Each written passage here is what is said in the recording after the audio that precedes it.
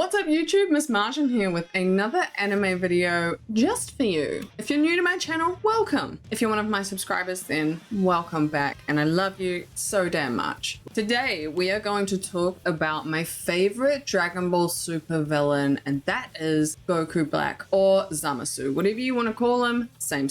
The Goku Black arc is my favorite in all of Dragon Ball due to its complexities and its seriousness. In my opinion, we hadn't been this threatened in a very long time. Goku and Vegeta have just been saving us for multiple years now. We all live together on the same planet. Thanks guys! So at the start of Dragon Ball Super, our boys are not only alive and well, but they have been squaring off with the most powerful foes that they have faced to date. Not only that, but Goku and Vegeta have ascended to all new heights with their new form, Super Saiyan God Super Saiyan, which is Super Saiyan God with Super Saiyan layered on top, and it does form some beautifully colored Super Saiyans. So far, they've made friends with a Destroyer God, an Angel, and they've defeated Frieza for the umpteenth time. At this point, they're off on Beerus's planet, training with Whis. What's wrong? You tired? Continuously getting stronger, which is pretty much all they know how to do. So while they've been doing this, one Supreme Kai apprentice from Universe 10 named Zamasu is literally ready to wreck everyone's day by overrunning multiple universes with a temper tantrum that can actually tear holes in reality. What the hell is that? And I mean, this temper tantrum stemmed from endless observation of mortals and then realizing how futile and pointless they are. Where have I heard that before? Pain, suffering, and futility. And so naturally, Zamasu devised a plan called Project Zero Mortals to wipe out everyone. Everywhere. And he seems kind of okay with killing gods as well. Seems kind of unhinged to me, I don't know. Anyway, Zamasu proceeds to kill his current Supreme Kai named Gowasu using a really cool energy blade. And considering Gowasu was Zamasu's master, this really solidified and drove home how dangerous this man was and how serious he was about the destruction of humanity. So he steals his time ring, and thereafter he uses the Super Dragon Balls to wish to take over Goku's body. Don't make me say it. The most powerful mortal body that he could find, you know, in the entire multiverse. Nevertheless, this made him into my absolute favorite Dragon Ball supervillain, the one and only Goku Black. Man, he looks tight. Now, in his new sexy Goku body, Zamasu proceeds with his plan to wreck humanity, and it is safe to say that he's doing pretty damn well. He moves from planet to planet through all of the 12 universes, proceeding with Project Zero Mortals, killing all of the Kais as well, which due to the life link between the Kais and the gods of destruction, kills the Kai and the God of Destruction. The man's been making chaos for real. Anyway, one lone Goku Black ends up in our universe, because, you know, we all live in the same universe together, known as Universe 7. And of course, because it's the future Trunks is there. And I'm sorry to say, it is quite a sad sight. Our once overpowered future Trunks is now getting absolutely rolled by Goku Black. He is fighting alongside of Bulma, who ultimately gets killed, and his female accomplice Mai. Shit is getting pretty grim. So with a last burst of power, he hurls a Masenko at Goku Black, jumps in his time capsule, busts back to 20 years ago, not before Goku Black hurls a Kamehameha, which by the way does seem to be his favorite attack. It narrowly misses Trunks. He lands right back in Capsule Corp's front doorstep. Of course, Bulma knows exactly who he is immediately, even though he has blue hair now, and he has the word hope written on his capsule because he's too wrecked to talk. Bulma knows immediately that this is a message from her son in the future, so she calls Whis to get Goku and Vegeta to come home immediately, which they do, giving Trunks then a sensu beam. He then wakes up, doesn't know the difference between Goku and Goku Black, so tries to land a hit on Goku. Everyone is really confused. They have no idea what's going on. Poor Trunks is traumatized at this point. If we go back to Goku Black, he's sitting in the future and he can't feel Trunks' power anymore. He can't feel his energy, his Kai. He sees this time warp, so he just jumps straight in it, lands in the front doorstep of Capsule Corp like Trunks just did, and naturally threatens everyone. Does anyone else love Goku's willingness to just fight at any moment? Goku's like, later, Ball. Wow, this is my face though. I do think he underestimated his own body because he does ultimately get dropped into a cliff. Also, why does Krillin have a shirt that says tacos? So Goku Black is soon hurled into the open time warp that he just came through, but not before destroying Trunks' time capsule, which is a bit rough because that means that there's two Trunks in this timeline now and it's just gonna get confusing. But with a bit of breathing space, our squad start to kind of casually figure out what the just happened. And Vegeta's like, oh, don't worry, we're strong AF now. We can take him easy. Kakarot's true battle power is a great deal higher than that. What? And let me state for the record, the same goes for mine as well. Trunks is like, bro, what have you been up to since Cell?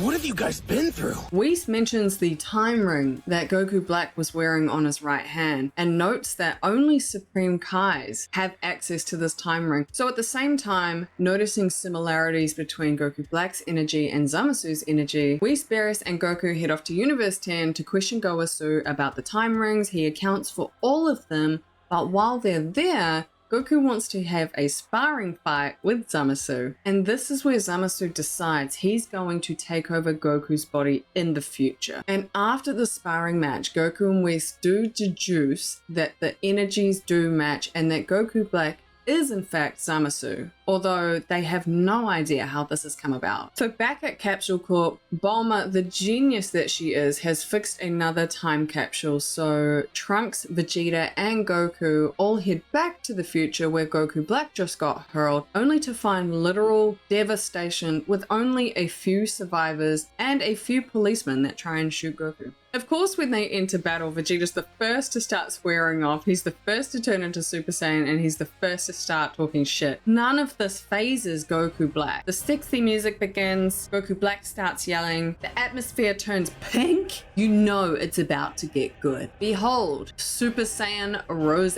You might be asking, what the hell is Super Saiyan Rose? Why is it pink? It's similar to Super Saiyan God Super Saiyan, which is Super Saiyan Blue, but it's stronger, and it's a different color because he's a deity. That's it. He does look spectacular though. So Vegeta's still slinging his ego everywhere, calling himself the star of the show, only to get stabbed in the chest with an energy blade, which does immediately KO him. Goku then kung fu's his way right in, straight to Super Saiyan God, but Goku Black is still the stronger of the two. They're equal. No, they're not. Now, just as Goku Black is about to bust out another Kamehameha, a wild Zamasu appears, making it clear that he was the one that wanted to kill Goku.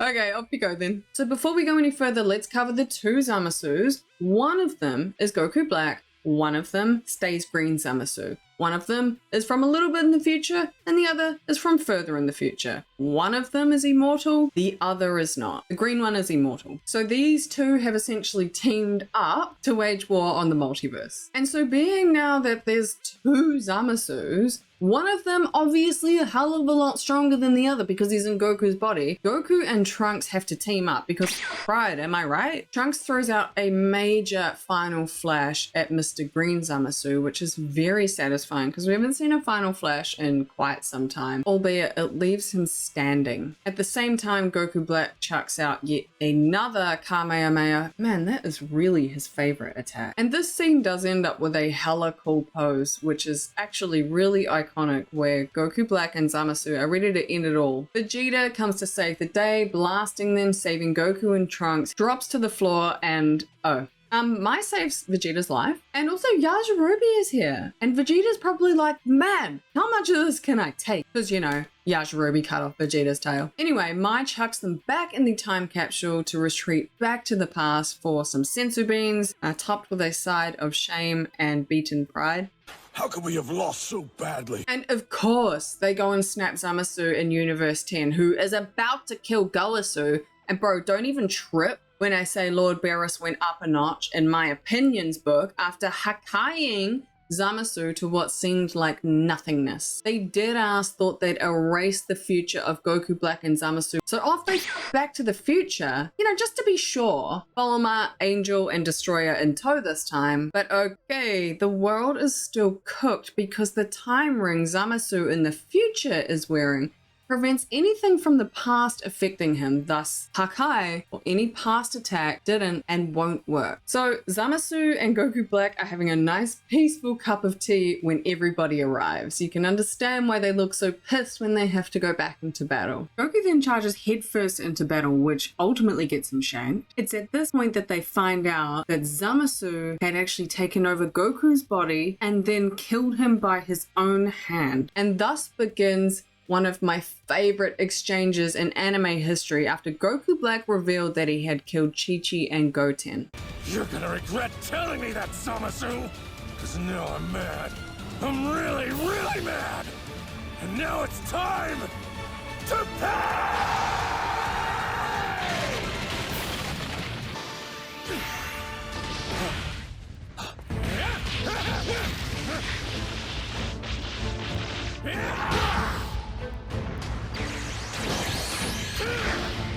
Here's what I think of your immortality!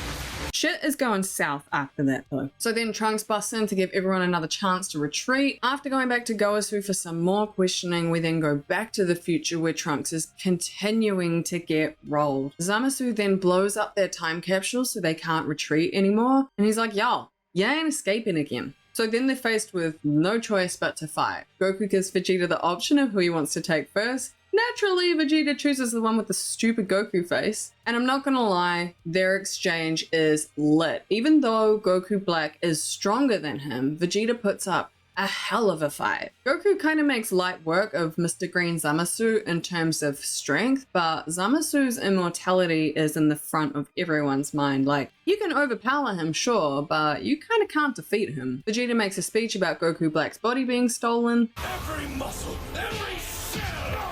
His body was built from a lifetime of intense battles! But you took it! He then picks him up by the hair and continues to be the absolute fucking man, slinging words like almighty and prince, like they're part of his everyday language. Oh, wait a minute, they are. So this whole time, Goku Black and Zamasu have been wearing Patara or fusion earrings on their left ears that they then transferred casually to their right ears, just, you know, to fuse together and create a new green Goku. Okay, he's pretty tough though. Okay, so Merge Zamasu is floating with some big ass truth seeker type shit on his back. Okay, no, really, it's a deflection barrier, which I guess is pretty damn cool. He has multiple, okay, 2 layered voices. He uses the word judgment in his attacks, which seems pretty hardcore. I don't know, anytime I've encountered judgment attacks, I'm generally getting rolled.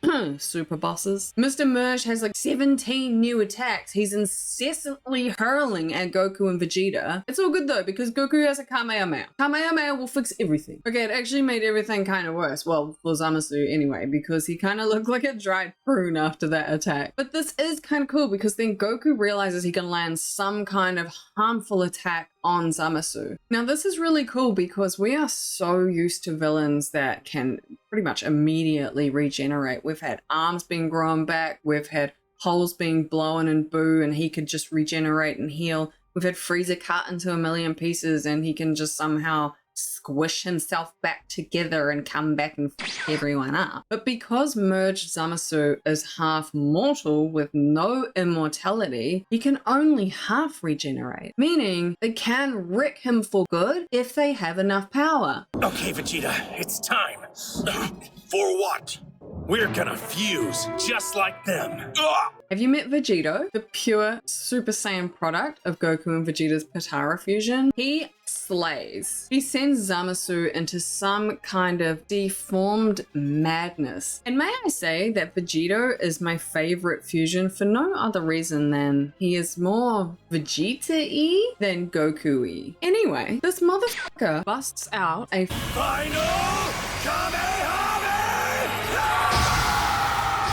at Merge Zamasu, and believe me when I say this is one of my favorite attacks. It's a combination of Vegeta's Final Flash and Goku's Kamehameha, and it looks so damn cool. The downfall of this is that the power consumption is so demanding that they actually unfuse, and Trunks is back for the final show where he becomes Goku needing a spirit bomb, borrowing the power from everyone left, which isn't many, transferring it into his sword, and then bisecting the merged Zamasu. In theory, this seems great, but it did actually make merged Zamasu become the universe itself. Due to his immortality, it didn't just apply to his body, it applied to his entire being. So he did become the world. Goku's like, oh, if only we had a bit more power. Bro, what are you gonna do? Like, hurl attacks at the sky? And this is one of the points where Goku is probably the smartest person in Dragon Ball. He remembers that Grand Zeno gave him a little button to call upon him anytime he really needed. When Zeno gets there, Goku gives him a hug, which would have literally folded Beerus if he'd seen it. Zeno looks at the sky and goes, I don't like this. This guy's kind of annoying. And so he just proceeds to wipe that world from existence as we know it. So at the end of the day, Zeno actually saved the day, because otherwise merged Zamasu would have just chilled in the sky forever and become that universe itself. So hats off to Zeno. So overall, we had a lot of activity in this arc. We had time travel, we had people taking over bodies, we had a lot of Super Saiyan abilities happening, we had a lot of Kamehamehas, we had Masenkos, we had final Kamehamehas.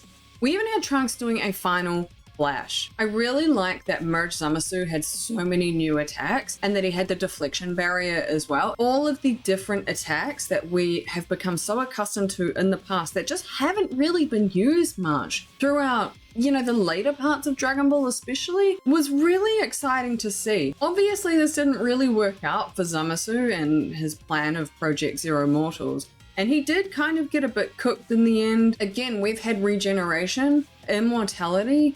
It's really, really different. So that is all the reasons why the Goku Black Saga is my favorite in Dragon Ball Super.